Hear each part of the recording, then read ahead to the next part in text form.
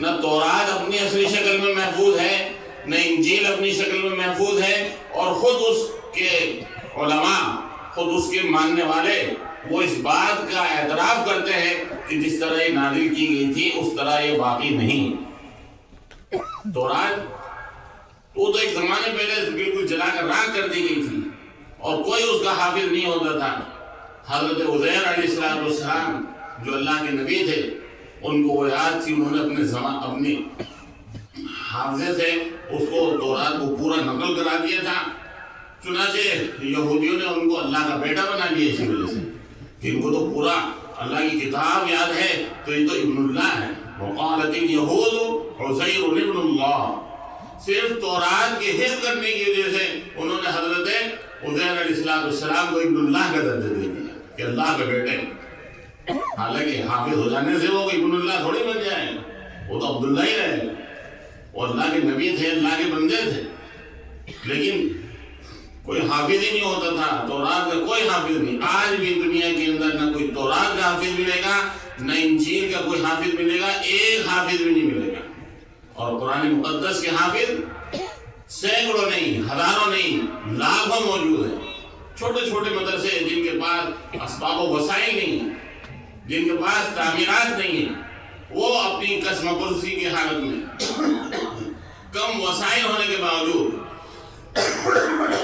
صرف چند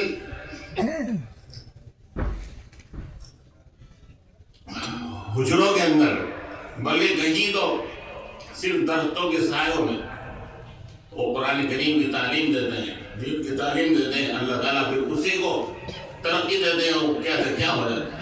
خود دارالعلوم دیوبند جو پوری دنیا کے اندر آج مشہور ہے، اس کا فیض ہے، سب جگہ وہاں کے فیض یافتہ ہیں، علماء ہیں، وہ کیسے شروع ہوا؟ وہ اسی طرح شروع ہوا، بالکل قسم پرسی کی حالت میں۔ ابتدائی حالت کیا تھی اس کی؟ صرف جو ہے ایک درخت کے نیچے ایک مدرس اور ایک طالب علم، ایک معلم، ایک متعلم، معلم بھی ملا محمود اور متعلم بھی جو ہے محمود، جو بعد میں شیخ الہند بنے۔ ابتدا اس سے ہوتی ہے ایک استاد اور ایک طالب علم سے، اور پھر آہستہ آہستہ اللہ تعالیٰ کی قبولیت حاصل ہوتی ہے کہ پوری دنیا کے اندر اس کا فیض جاری ہو جائے۔ اسی طرح چھوٹے چھوٹے مکتب ایک استاد اور ایک طالب علم سے شروع ہوتے ہیں، اور پھر وہیں قرآن کریم میں حافظ تیار ہوتے ہیں، اور پھر وہی عالم تیار ہوتے ہیں۔ وہ چھوٹے چھوٹے بچے 10 سال کے، 10 سال سے بھی چھوٹے اور 10 سال کے اوپر وہ قرآن کریم میں حافظ ہو جاتے ہیں۔